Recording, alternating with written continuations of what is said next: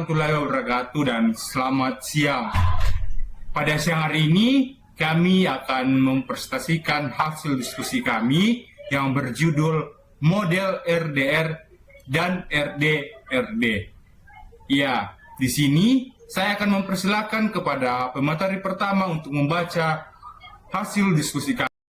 Selanjutnya saya akan menjelaskan definisi dari RDR. Mungkin sebagian dari teman-teman sudah pernah mendengar model RDR atau Rapid Development and Reengineering. Jadi model RDR adalah model pengembangan sistem yang menekankan kecepatan dan efisiensi dalam memperbaiki atau mengembangkan sistem yang sudah ada sebelumnya. Atau lebih sederhana, model RDR merupakan pengembangan cepat dan rekayasa ulang. Adapun tujuan utama dari model RDR ini yaitu untuk memperbaharui sistem lama agar lebih efektif dan modern tanpa harus membangun dari awal. Selanjutnya, adapun tahapan-tahapan model RDR. Yang pertama, identifikasi sistem lama. Nah, tahap awal ini bertujuan untuk mengidentifikasi sistem yang akan diperbaiki atau yang akan dikembangkan. Nah, pengembangan perlu memahami bagaimana sistem lama bekerja, apa saja kelemahannya, serta bagian mana saja yang bisa digunakan kembali. Contohnya, meninjau struktur database, fitur, serta kinerja sistem lama. Yang kedua, analisis kebutuhan. Nah, pada tahap ini dilakukan pengumpulan data dari pengguna dan pihak terkait untuk mengetahui kebutuhan baru yang harus dipenuhi oleh sistem hasil perbaikan. Tujuannya yaitu menentukan fitur yang perlu ditambah, dihapus, atau disempurnakan agar sistem lebih sesuai dengan kebutuhan pengguna. Yang ketiga, perencanaan cepat atau rapid design. Nah, tahap ini berfokus pada pembuatan desain sistem baru secara cepat berdasarkan hasil analisis. Desain bisa berupa rancangan antarmuka, alur proses, dan struktur data.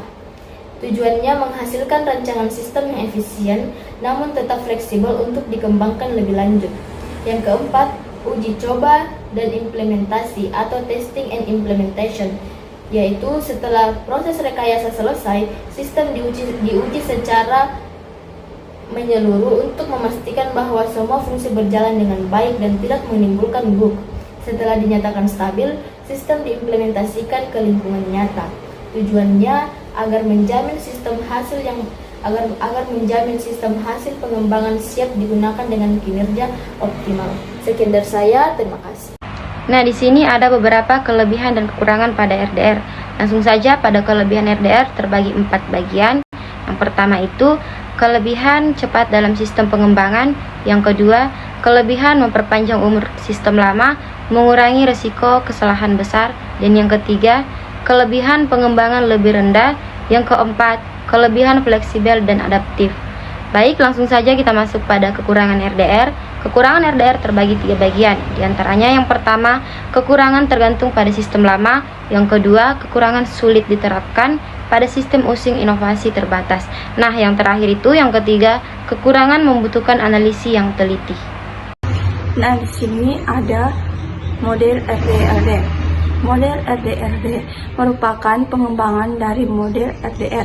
Perbedaannya terletak pada penambahan aspek, deployment, penerapan secara cepat setelah sistem selesai, dikembangkan dan diuji. Model ini tidak hanya mempercepat pengembangan dan rekayasa ulang, tetapi juga memastikan sistem langsung bisa digunakan oleh pengguna akhir. Model RDRD. Yang pertama itu analisis cepat. Tahap awal ini bertujuan menganalisis kebutuhan dan kelemahan sistem lama dengan waktu singkat, mungkin menggunakan data yang tersedia. Fokus kecepatan dan ketepatan dalam menentukan masalah utama sistem. Yang kedua itu desain dan reengineering. Tahap ini menggabungkan proses dan desain ulang, membawa sistem mengembang, memperbaiki arsitektur sistem, memperbarui teknologi, serta menyesuaikan tampilan agar lebih modern dan user friendly. Contohnya seperti mengubah sistem desktop menjadi sistem berbasis web agar lebih mudah diakses. Yang selanjutnya rapid development atau pengembangan cepat. Tahap ini berfokus pada pembuatan sistem dengan metode cepat, biasanya menggunakan pendekatan throughputing. Pengembangan membuat versi sistem untuk diuji langsung oleh pengguna, lalu disempurnakan berdasarkan umpan balik. Kelebihan, pengguna bisa langsung menilai hasil sementara sebelum sistem final dibuat.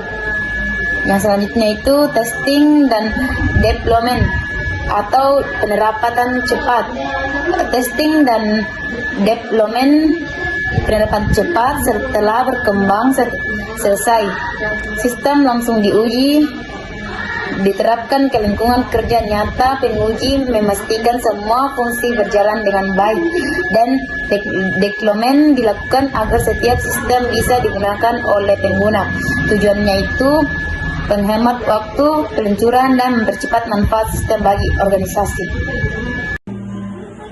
Baik, di sini saya akan baca kelebihan RDRD. 1. Kelebihan proses lebih cepat dan efisien. 2. Kelebihan adaptif terhadap penumbuhan kebutuhan, meningkatkan produktivitas organisasi. 3. Kelebihan langsung bisa digunakan oleh pengguna akhir. 4. Kelebihan mendukung teknologi modern. 35% kekurangan resiko kesalahan saat deployment cepat. Kekurangan 22% membutuhkan tim yang berpengalaman. Kekurangan biaya awal bisa tinggi, manajemen proyek lebih kompleks.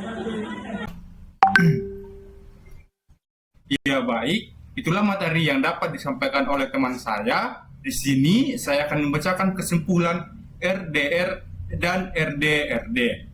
Nah, model RDR cocok digunakan jika organisasi ingin memperbarui sistem lama secara efisien dan bertahap. Sementara RDRD lebih sesuai bila ingin mempercepat penerapan sistem secara langsung setelah pengembangan. RDR lebih aman dan stabil karena fokus pada perbaikan bertahap, sedangkan RDRD lebih cepat dan modern, namun menuntut kesiapan sumber daya manusia dan teknologi yang kuat.